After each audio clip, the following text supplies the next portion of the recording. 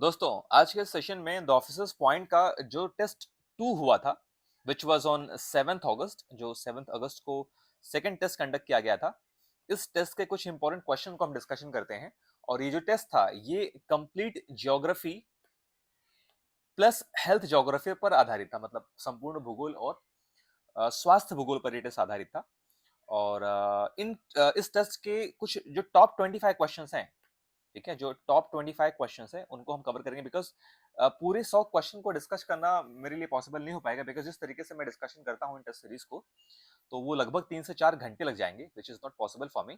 तो इसीलिए ऐसे कुछ क्वेश्चंस को हम डिस्कस करते हैं जो थोड़ा ट्रैप है, जो डिफिकल्ट है। इससे डेफिनेटली आपको एग्जामिनेशन में हेल्प मिलेगी। तो शुरुआत करते हैं। तो नमस्कार दोस्तों, मैं प्रोफेसर शिवम पांडे आपका स्वागत करता हूँ द ऑफिसर्स पॉइंट पर। शुरू करते हैं। अच्छा, दूसरी बात, ये जो टेस्ट मैं आपके सामने लाया हूँ ये बाइलिंगुअल तरीके से मैंने इसे प्रिपेयर किया है। हालांकि जो हमारा ओरिजिनल टेस्ट है वो अलग अलग से है, इंग्लिश का अलग से पीडीएफ में है, हिंदी का अलग से पीडीएफ में, ताकि जब आप प्रिंट कराओ तो आपको बहुत पैसे खर्च ना करना पड़े। ये मैं आपको एक दिखा देता हूँ इस तरीके से। ये हमारा ओरिजिनल टेस्ट है, ये है इंग्लिश वाला। ठीक है, ये इंग्लिश वाला है, ऐसे 100 क्वेश्चन इसमें दिए गए हैं।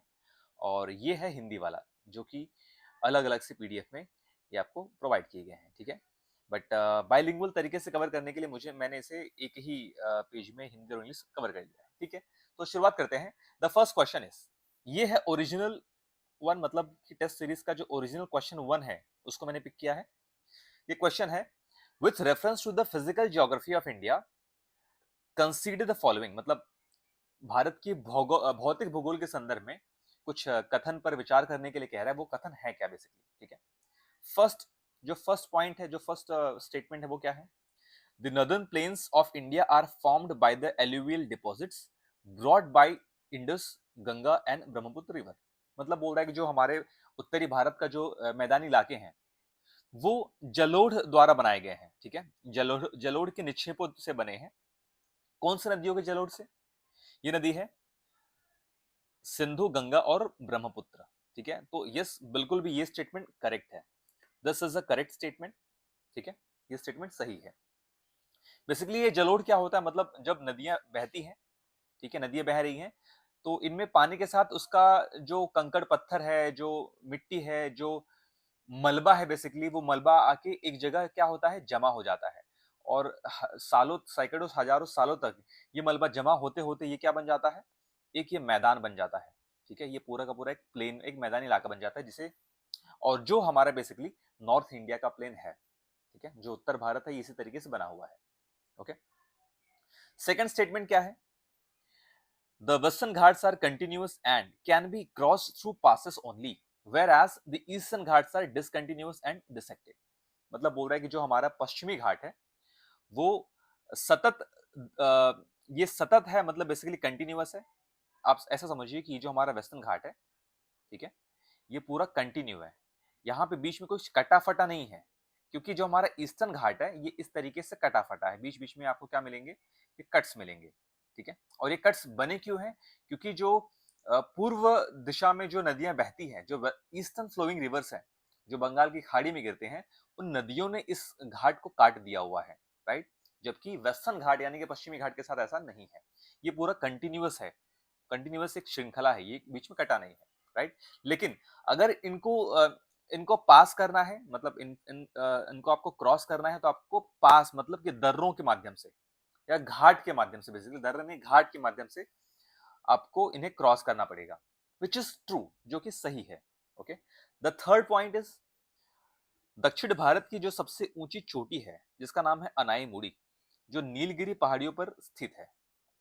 ओके, देखिए यहाँ पे ट्रैप है, बेसिकली ये ट्रैप है। राइट, आपको क्या लगता है? ये सही है ना? जबकि ये सही नहीं है। ओके, गलत क्यों है देखते हैं।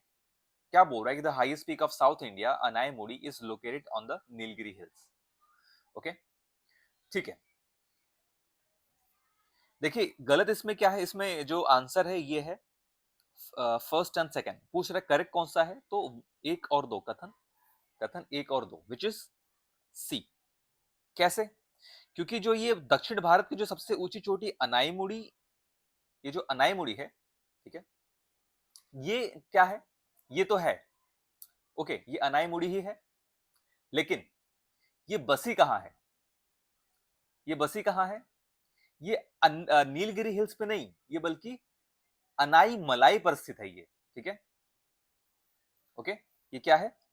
अनाई मलाई। मैं यहां पे लिख देता हूं, अनाई मुड़ी जो है वो अनाई मलाई यहां पर सिचुएटेड है, ये यहां पर स्थित है, ना कि नीलगिरी पहाड़ी पर। ओके, अच्छा थोड़ा सा मैं आपको इसमें समझाता हूं। देखिए हमारा जो साउथ इंडिया है बेसिकली ये ऐसा है। ओके, यहां से वेस्टर्न घाट आया है विच इज कंटिन्यूअस, और यहां से ईस्टर्न घाट आता है, ठीक है? और दोनों पहाड़ियां यहां के मिलती हैं, वेस्टर्न घाट और ईस्टर्न घाट यहाँ पे आके मिलता है, जिसे आप कहते हैं नीलगिरी हिल्स, ठीक है? नीलगिरी हिल्स, यानी कि ये इन दोनों के अलावा एक अलग प्रकार की पहाड़ी बन गई है जो कि नीलगिरी हिल्स है। अब इसकी जो सबसे ऊंची चोटी है उसका नाम है दोदा बेटा, दोदा बेटा। लेकिन क्वेश्चन क्या पूछ रहा है कि ये जो पूरा वेस्टर्न घाट यानी पश्चिमी घाट है, इसकी सबसे ऊंची चोटी का नाम क्या है? इसका नाम, सबसे ऊंची चोटी का नाम है अनाई मुड़ी, और ये कहां सिचुएटेड है? ये अनाई मलाई, ये अनाई मलाई पर सिचुएटेड है, ना कि नीलगिरी हिल्स में। इस वजह से जो थर्ड स्टेटमेंट है ये गलत हो जाता है और आपका आंसर सी करेक्ट होगा। ओके, ठीक है, आगे बढ़ते हैं। नेक्स्ट क्वेश्चन, क्वेश्चन नंबर 2, जो कि आपके ओरिजिनल टेस्ट सीरीज में क्वेश्चन नंबर 3 मिलेगा, ठीक है? ये क्या बोल रहा है? सोनभद्र उत्तर प्रदेश का एकमात्र ऐसा जिला है जो चार राज्यों की सीमाओं को स्पर्श करता है, ठीक है? 4 स्टेट की बॉर्डर्स को ये टच करता है। कौन सा? सोनभद्र। ये स्टेटमेंट कैसा है? दिस स्टेटमेंट इज करेक्ट, है ना? हाँ, सही बात है कि जो सोनभद्र है उत्तर प्रदेश का एकमात्र ऐसा जिला है जो 4 राज्यों से बॉर्डर शेयर कर रहा है, तो this statement is correct. Second, Uttar Pradesh का भाबर क्षेत्र हिमालयी नदियों द्वारा बहाकर लाई गई कंकड़, पत्थर और बजरी के निक्षेपों से बना है, so this statement is also correct, ठीक है? देखिए जो भाबर क्षेत्र है ये बेसिकली कैसे बनता है?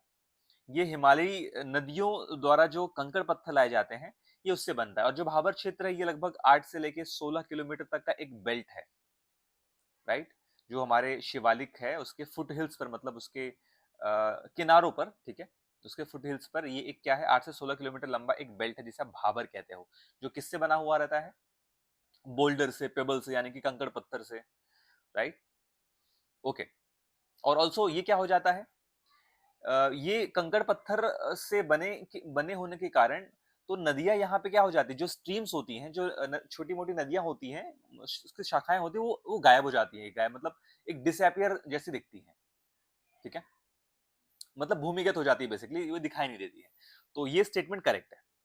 थर्ड की बात करते हैं, उत्तर प्रदेश अपनी सबसे लंबी अंतरराज्यीय सीमा बिहार के साथ साझा करता है। ये ट्रैप है, आपको लगेगा कि ये सही है, जबकि ऐसा नहीं है, ठीक है? तो ये स्टेटमेंट क्या है? दिस इज इनकरेक्ट, ये गलत स्टेटमेंट है। तो किसके साथ सबसे ज्यादा अपनी सीमा शेयर करता है उत्तर प्रदेश?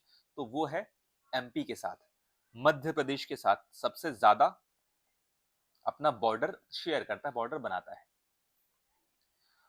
ओके, ठीक है, जो कि 11 जिलों से बॉर्डर शेयर करता है, राइट? मध्य प्रदेश के साथ 11 जिलों से अपना बॉर्डर शेयर करता है। और सबसे छोटा बॉर्डर किसके साथ है? ये तो सबसे बड़ा हो गया, उत्तर प्रदेश सबसे ज्यादा जो बॉर्डर, सबसे लंबा बॉर्डर है वो मध्य प्रदेश के साथ शेयर करता है। और सबसे छोटे की बात करें तो वो है हिमाचल प्रदेश, ठीक है? हिमाचल प्रदेश। Okay, next. तो the statement again 1 and 2 is correct, which is option number C, ठीक है? Sorry, option number A. Now जो टेस्ट सीरीज का जो प्रश्न नंबर 7 है वो देखते हैं, क्वेश्चन नंबर 7। ओके,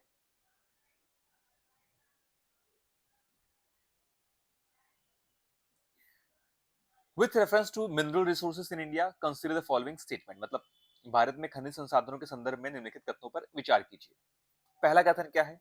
गोंडवाना चट्टानों में भारत के कुल कोयला भंडार का 98% से अधिक हिस्सा मौजूद है ना? क्या बोलता है कि जो गोंडवाना रॉक्स है, इसमें हमारे कोयले के भंडार का 98% से ज्यादा हिस्सा सिर्फ हमारे गोंडवाना चट्टानों में ही मौजूद है।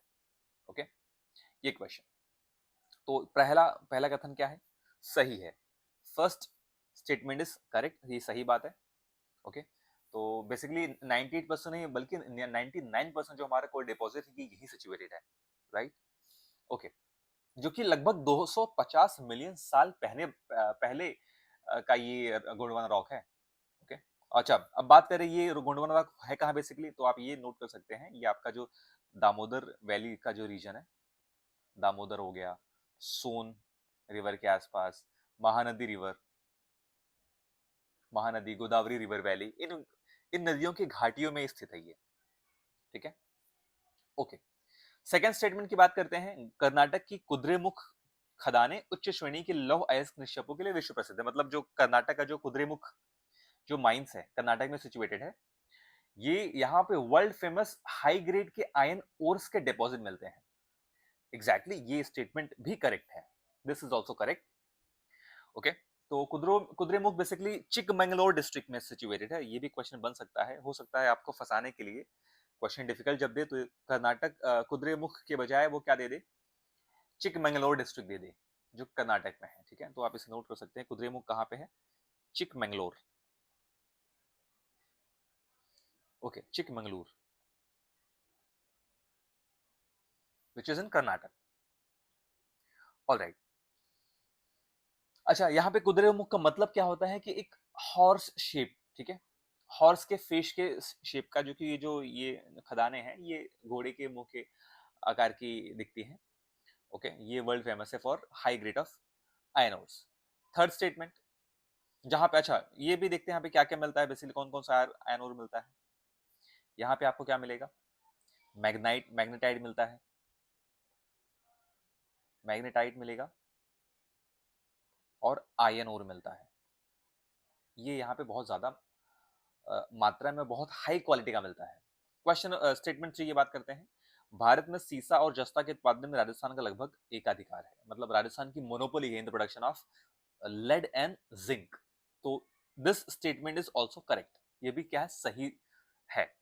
ओके, ऑलराइट, बेसिकली अगर राजस्थान में ये कहाँ मिलता है अगर उसकी बात करें तो ये झावर हो गया, झावर, और उदयपुर का जो रीजन है, उन एरियाज में सबसे ज्यादा जिंक और सीसा मिलता है। ठीक है, इस खदान में, उदयपुर के झावर खदान में। तो ये स्टेटमेंट भी करेक्ट है, तो option number 1 2 3 is correct. Question number 10 की बात करते हैं, आपके टेस्ट सीरीज का क्वेश्चन नंबर 10 है, तो इसकी बात करते हैं। With reference to disease classification consider the following statement. ये हेल्थ ज्योग्राफी का क्वेश्चन है। ओके, क्या बोल रहा है कि निम्नलिखित कथनों पर विचार कीजिए। हीमोफीलिया और सिकल सेल एनीमिया अनुवांशिक रोग हैं। Is the statement correct? तो यस, हीमोफीलिया जो है ये अनुवांशिक रोग का ही एग्जाम्पल है। सेकेंड सेकेंड क्वेश्चन, अच्छा ठीक है, हीमोफीलिया के बारे में थोड़ा समझते हैं, ये बेसिकली होता क्या है। ओके, ये ब्लड क्लॉटिंग डिसऑर्डर है। ब्लड क्लॉटिंग मतलब बेसिकली अगर ये बीमारी किसी को होती है तो उसका जो ब्लड है वो क्लॉट नहीं होता है, मतलब खून का थक्का जमता नहीं है। मतलब कि अगर उसके शरीर में कहीं कट लग गया तो शरीर का पूरा खून शरीर के बाहर निकल जाता है।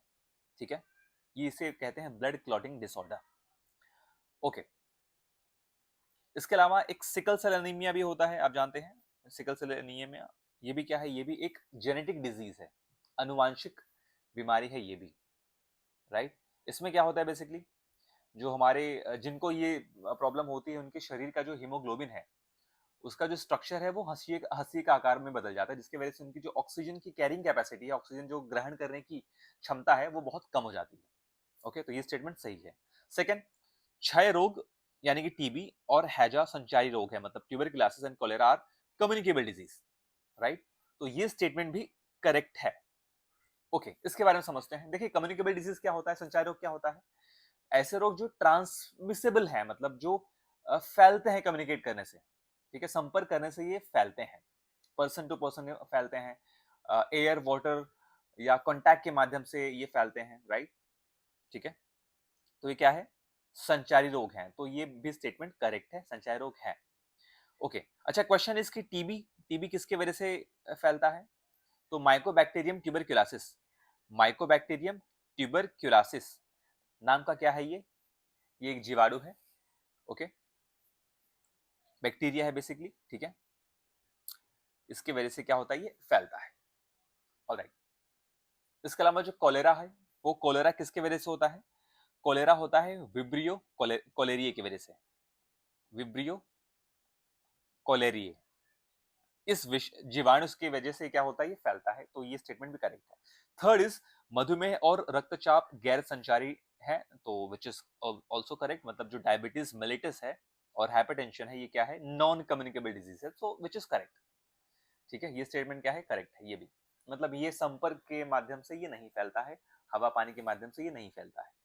ओके, ये क्या है, एक लाइफस्टाइल डिसऑर्डर है, which is a lifestyle disorder.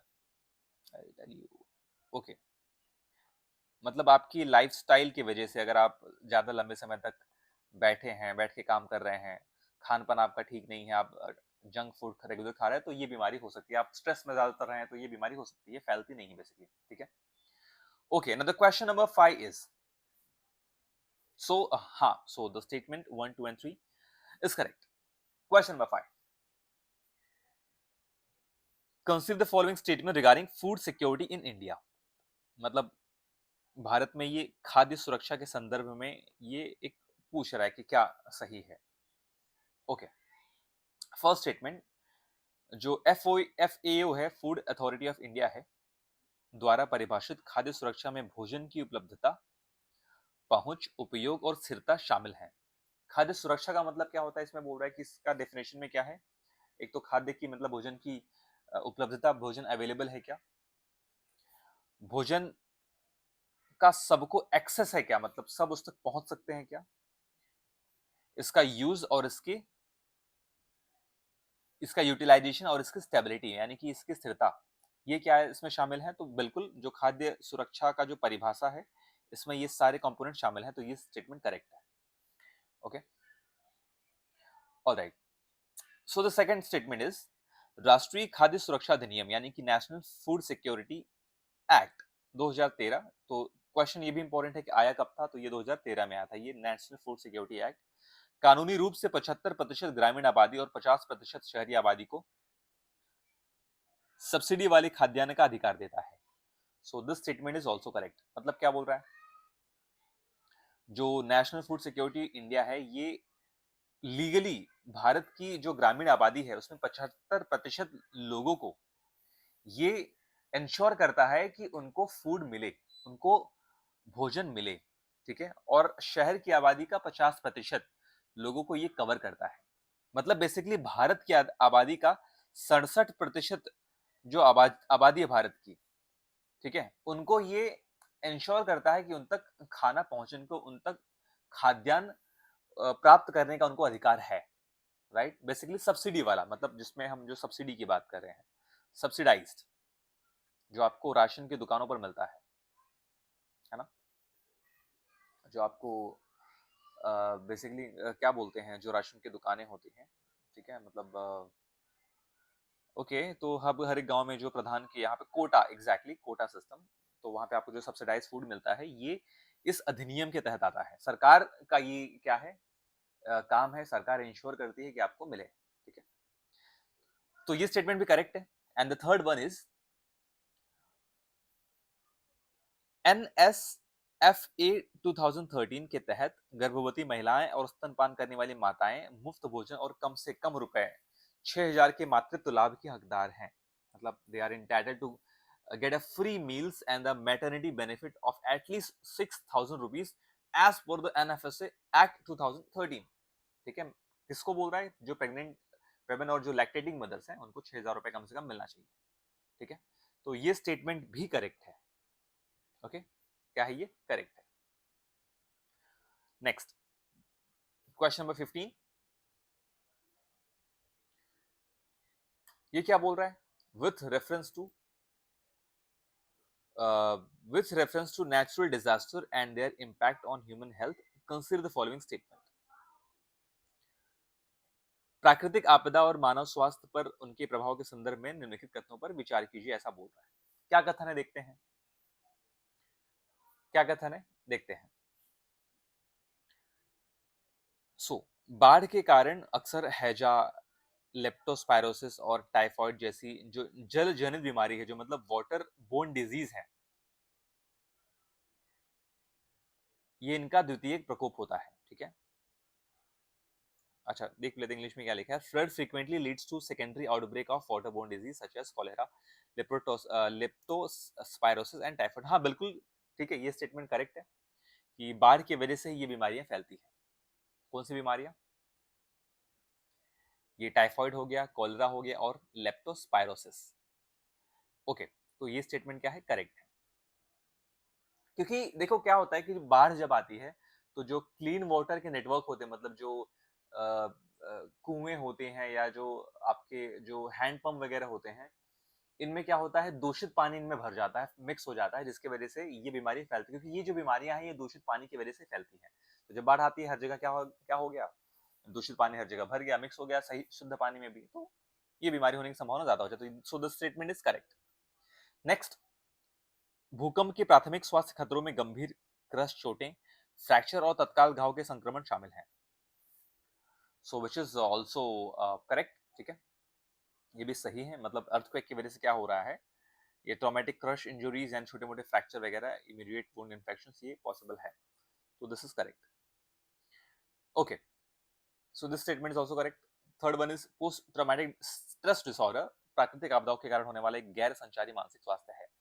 Right, ये क्या बोल रहा है, जो पोस्ट ट्रॉमेटिक स्ट्रेस डिसऑर्डर है, ठीक है, ये क्या है, नॉन कम्युनिकेबल डिजीज यानी गैर संचारी मानसिक स्वास्थ्य ये है प्रभाव है। तो विच इज ऑल्सो करेक्ट। ठीक है, ओके।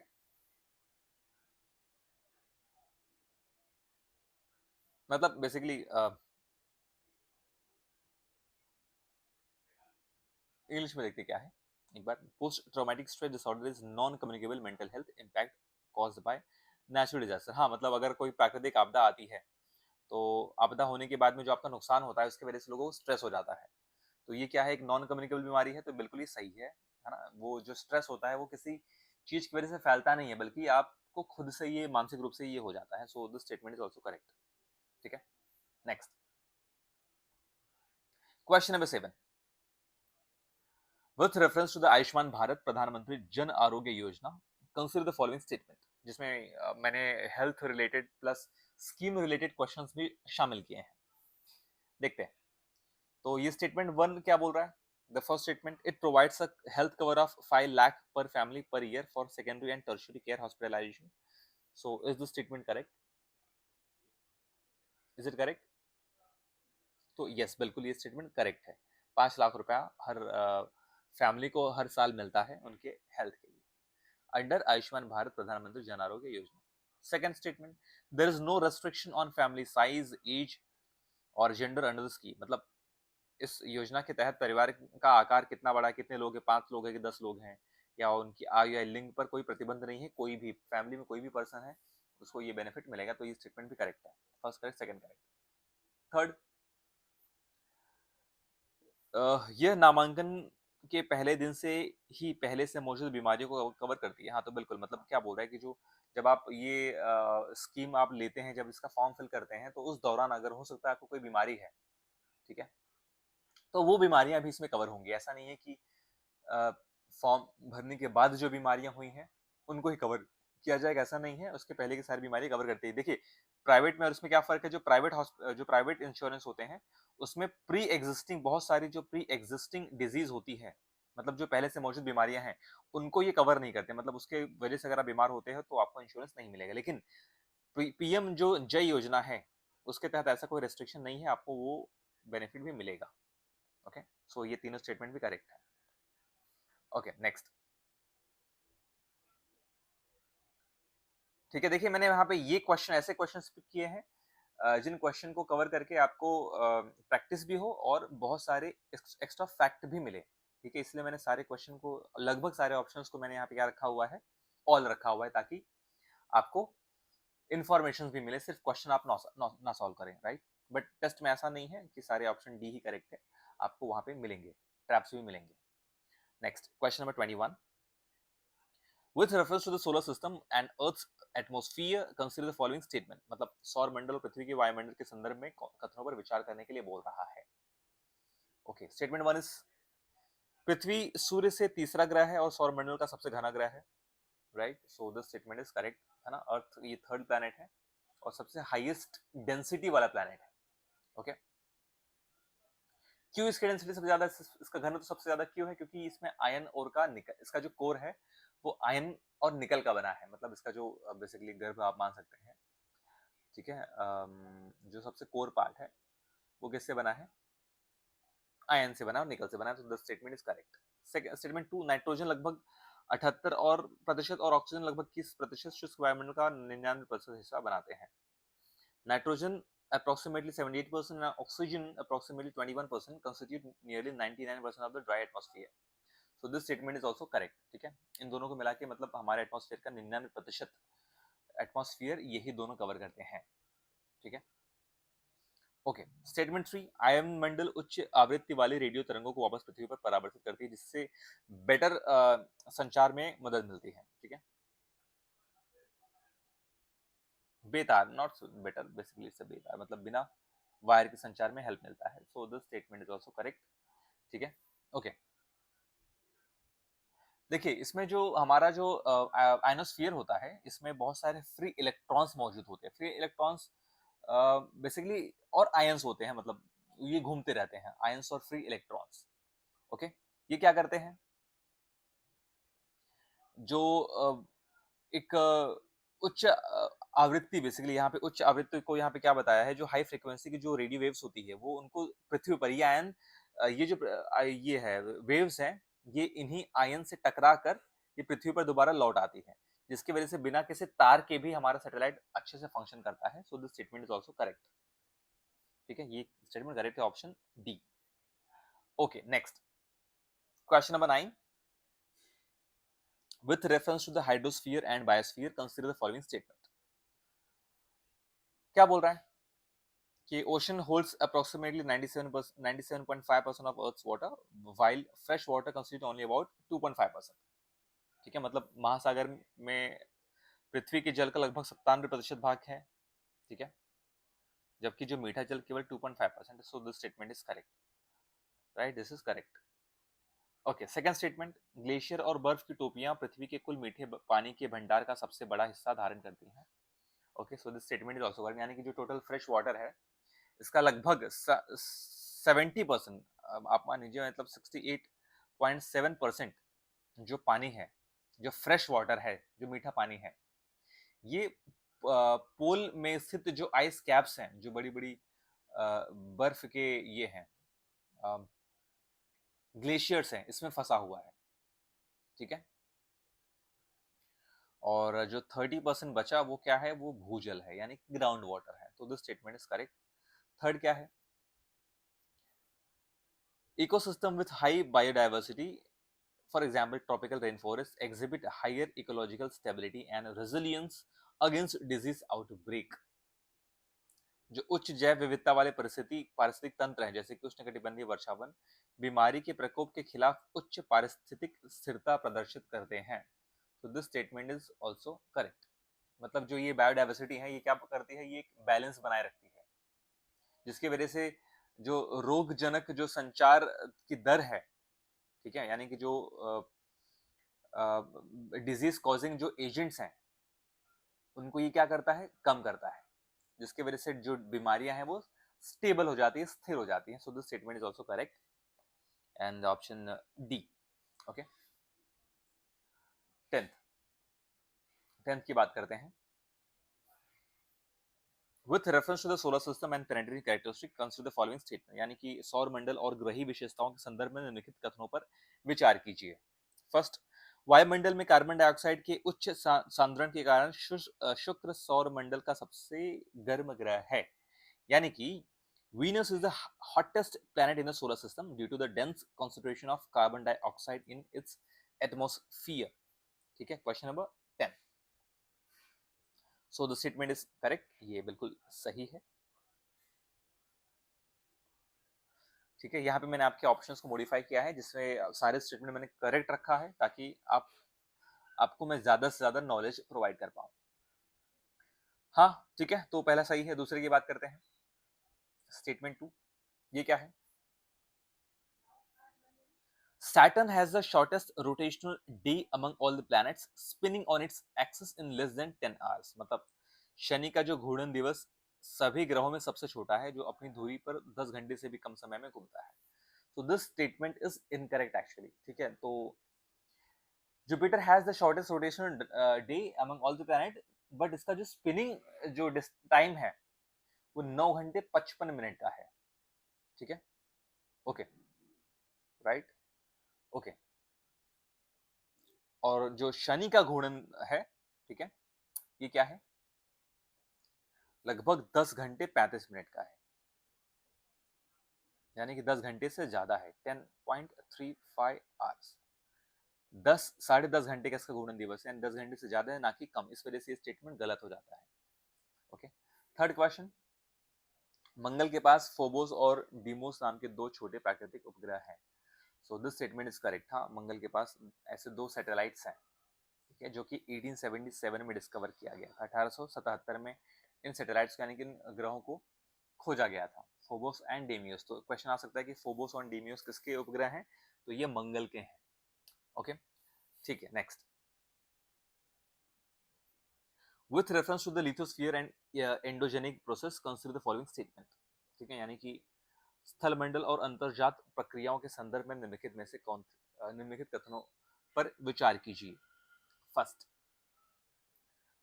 भूकंप और ज्वालामुखी मुख्य रूप से सक्रिय विवर्तनिक प्लेट सीमाओं के साथ घटित होते हैं, यानी कि earthquakes or volcanism, earthquake and volcanism occur predominantly along active tectonic plate boundaries. So ये डिफिकल्ट क्वेश्चन है, ठीक है, अभी से आपको डिफिकल्ट क्वेश्चन मिलने लगा है, ठीक है, जस्ट वेट। तो इसका जो स्टेटमेंट है ये बेसिकली करेक्ट है। ओके, मतलब जो मेजॉरिटी जो ग्लोबल अर्थक्वेक्स आते हैं, जो विश्व में जो भूकंप और जो आते हैं, जो ज्वालामुखी फटती है, और जो एक्टिव जो टेक्टोनिक प्लेट बाउंड्रीज हैं, एक्टिव प्लेट टेक्टोनिक बाउंड्रीज मतलब क्या, जो हमारा पूरा अर्थ है ये लगभग सैकड़ों या 200-250 क्या है, ये प्लेट से मिलकर बना है। ठीक है, इस तरीके से क्या है, एक दूसरे से जुड़ा है, राइट। ओके, तो जो वल्केनीज होते हैं, जो ज्वालामुखी होती है, वो इसी ज्वाइंट से निकलती है। ठीक है, यहीं पे ज्वालामुखी फटती है। ओके, इसे कहते हैं प्लेट टेक्टोनिक्स या टेक्टोनिक बाउंड्रीज। तो ये स्टेटमेंट क्या है, करेक्ट है। Second second statement, Richter scale भूकंप की क्षति की तीव्रता को मापता है, जबकि मर्कली स्केल जारी ऊर्जा के परिमाण को मापता है। मतलब जो रिक्टर स्केल है ये इंटेंसिटी ऑफ द अर्थक्वेक को मेजर करता है, जबकि जो मर्कली स्केल है ये मैग्नीट्यूड ऑफ एनर्जी रिलीज को मेजर करता है। So this statement is basically incorrect. मतलब जब आप इस क्वेश्चन को टैकल करेंगे तो आपको एकदम सही लगेगा, ये बहुत सही, बिल्कुल सही आपको लगेगा, लेकिन ये क्या है, ये गलत है। ये वाइस एंड वर्सा है। मतलब इसके जो आंसर रूल्स है वो उल्टे हैं। मतलब जो रेक्टर स्केल है वो क्या करता है, मैग्नीट्यूड को मापता है, और मर्कली स्केल क्या करता है, इसके इंटेंसिटी को मेजर करता है। ठीक है, okay, alright, so this is incorrect. And the statement third क्या है, प्रशांत महासागर का रिंग ऑफ फायर दुनिया के 65% से अधिक सक्रिय ज्वालामुखी का घर है। तो ये दिस स्टेटमेंट इज करेक्ट। ठीक है, यानी जो पैसिफिक रिंग ऑफ फायर है, ये 65% ज्यादा जो वल्केनो है, ये वो यहीं पे आते हैं, पैसिफिक रिंग ऑफ फायर। मतलब ओके, ठीक है, ऑलराइट। तो ये रहा हमारे 11 questions. And 12th question is, with reference to agriculture and food production in Uttar Pradesh consider the following state. मतलब आपने यहाँ पे इंडियन ज्योग्राफी भी देखा, हमने रिवर वगैरह देखा, उसके बाद हमने वर्ल्ड ज्योग्राफी भी देखा, और हमने हेल्थ ज्योग्राफी भी देखा। ठीक है, तो यहाँ पे यूपी की ज्योग्राफी से संबंधित प्रश्न भी डाले गए हैं। ठीक है, देखते हैं। Uttar Pradesh ranks first in India in total food grains, sugar cane and milk production. देखिए ऐसे जो ऑप्शंस है ना, ये हमेशा बदलते रहते हैं, तो आपको करंट अफेयर के साथ अपडेट रहना पड़ेगा, राइट। ओके, तो ये स्टेटमेंट बेसिकली करेक्ट है, अभी के लिए क्या है, करेक्ट है, जो उत्तर प्रदेश है, हमारा यूपी क्या है ये इंडिया के टॉप इंडियन स्टेट्स में आता है जहाँ पे फूड ग्रेन्स का प्रोडक्शन हो, और शुगर केन और दूध का प्रोडक्शन में क्या आता है, ये फर्स्ट रैंक पर आता है। Second, the western plain agroclimatic zone of UP is the most agriculturally developed region of the state. मतलब उत्तर प्रदेश का जो पश्चिमी मैदानी कृषि जलवायु क्षेत्र राज्य का सबसे अधिक कृषि विकसित क्षेत्र है। तो ये भी क्या है, बिल्कुल ये भी सही है। इसलिए देखिए आपको पता होगा कि जो उत्तर प्रदेश का जो पश्चिमी मैदानी इलाका है ना, ये बेसिकली क्या है, ये बहुत ग्रीन है, मतलब ये बहुत ज्यादा क्या है, फर्टाइल है।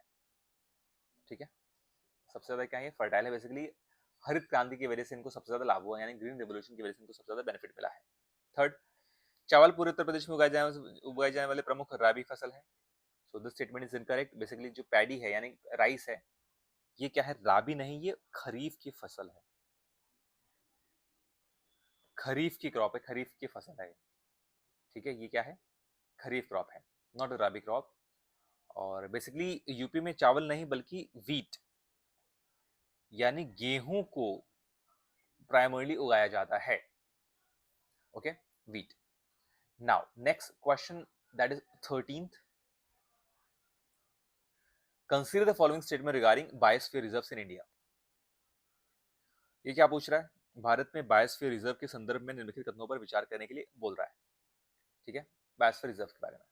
ये आपके ओरिजिनल टेस्ट सीरीज में क्वेश्चन नंबर 44 था, ये 44वां प्रश्न है।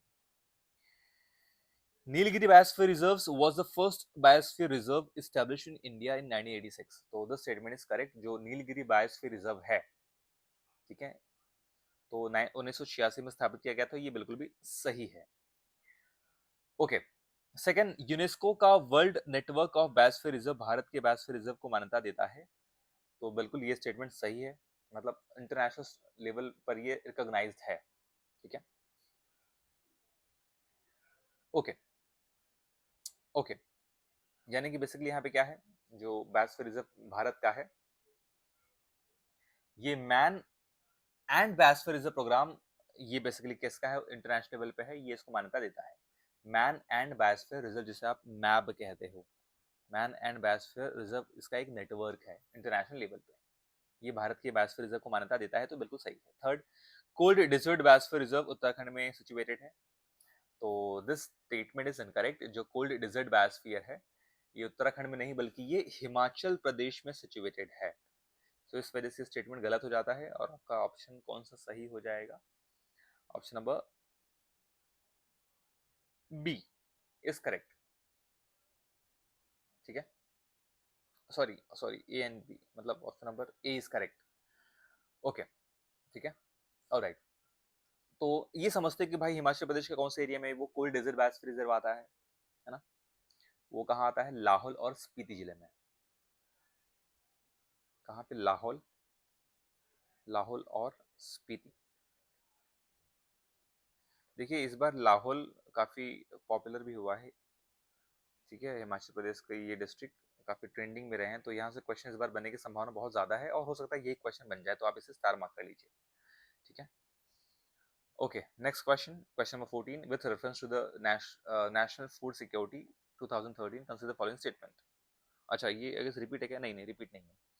तो it legally cover 75% of the rural population and 50% of urban population, तो करेक्ट, हमने ऑलरेडी देखा इस स्टेटमेंट। और another scheme Antyodaya Anna Yojana holds are households are entitled 35 kg of food grains.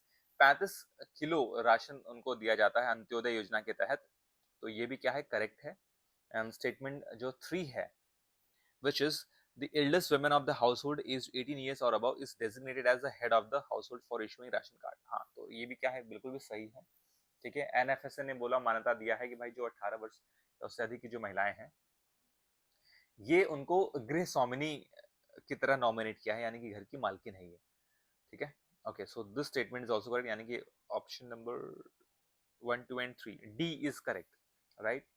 जो 15th एंड लास्ट क्वेश्चन है हमारी सीरीज का, which is with reference to the atmosphere and terrestrial heat budget consider the following statement, which is solar energy reaches earth in the form of short wave solar radiation, जिसे आप insolation कहते हैं, मतलब जो सौर ऊर्जा लघु तरंग और सौर विकिरण के रूप में पृथ्वी तक पहुंचती है। तो दिस स्टेटमेंट इज करेक्ट, ठीक है, ये स्टेटमेंट करेक्ट है। मतलब जो धरती पर, सूर्य से धरती पर जो ये किरणें आती हैं, ये शॉर्ट वेव के माध्यम से आती है, ठीक है। शॉर्ट मतलब जितना ज्यादा शॉर्ट वेव, यानी कि जो शॉर्ट वेव होती है ये लॉन्गेस्ट डिस्टेंस ट्रेवल करती है, मतलब जो छोटी तरंगे होती है वो सबसे ज्यादा दूरी तय करती है, जो सबसे बड़ी तरंगे होती है वो सबसे कम दूरी तय करती है। So this statement is correct. Second क्या बोल रहा है, पृथ्वी दीर्घ तरंग भौमिक विकिरण के रूप में अंतरिक्ष में ऊर्जा वापस विकिरण कर देती है, यानी कि the earth radiates energy back into space in the form of long wave terrestrial radiation। तो this statement is also correct। मतलब जब ये पृथ्वी इन किरणों को जब ये ट्रांसमिट करते हैं, यानी कि शाम के टाइम जब ये छोड़ देती है वातावरण में, तो लॉन्ग वेव के फॉर्म में होता है, तो ये भी क्या है, करेक्ट है, ठीक है, करेक्ट है। Third, greenhouse gases are transparent to, ठीक है, which you can say greenhouse gases absorb short wave solar radiation while allowing long wave terrestrial radiation to escape easily into space। तो ये statement क्या है, incorrect है। जो green house gases हैं, जो ये लघु तरंग और विकिरण के लिए पारदर्शी होती है, ना कि दीर्घ तरंग के लिए, ठीक है। मान लीजिए कि हमारा अर्थ है, अर्थ, राइट, ये क्या है,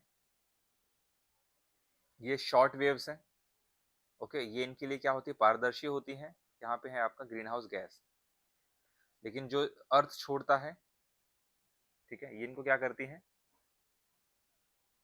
इन्हें ये एब्जॉर्ब कर लेती है। ये लॉन्ग वेव हो गया, क्योंकि मैंने आपको बताया जो धरती से ऊपर जाती है किरणें शाम के टाइम, वो लॉन्ग वेव के फॉर्म में जाती है। जो जो आसमान, जो सूर्य से धरती के तक आती है, वो शॉर्ट वेव होती है। तो ये क्या करता है, green house gases in long wave को एब्जॉर्ब कर लेता है, जिसकी वजह से हमारी धरती क्या होती है, गर्म हो जाती है। और यही कारण है कि इसी की वजह से हमारी धरती बर्फ नहीं बनी है, क्योंकि ये ऑप्टिमम जो टेम्परेचर, अर्थ का आइडियल टेम्परेचर होना चाहिए वो 15 डिग्री सेल्सियस होना चाहिए, वो इसी ग्रीन हाउस गैसेस की वजह से ये होती है, ठीक है। सो ये स्टेटमेंट इनकरेक्ट है। तो यहाँ पे जो आपका ऑप्शन है, ये option 1 and 2 only is correct, ठीक है। ठीक है दोस्तों, तो ये 15 क्वेश्चन मैंने डिस्कशन किया। आई होप ये आपको हेल्प मिला, और इसी तरीके से हमारे जो 100 क्वेश्चन है ये पूरे कवर किए गए हैं। और आप चाहें तो टेस्ट सीरीज परचेज कर सकते हैं। टेस्ट सीरीज एक शेड्यूल के तरह चल रहा है, मतलब अगर आप ये टेस्ट सीरीज के साथ अलाइन हो जाते हैं, इसको फॉलो करते हैं, तो आपका पूरा का पूरा जो सिलेबस है ये अगस्त में ही कंप्लीट हो जाएगा, रिवीजन और प्रैक्टिस के साथ में। और जो आपके पास सितंबर का टाइम बचेगा, इसमें हम सिर्फ फुल लेंथ टेस्ट सॉल्व करेंगे, ठीक है, पूरी तरीके से। ठीक है दोस्तों, आज के लिए इतना ही, मिलते हैं अपने अगले वीडियो में, तब तक के लिए जय हिंद।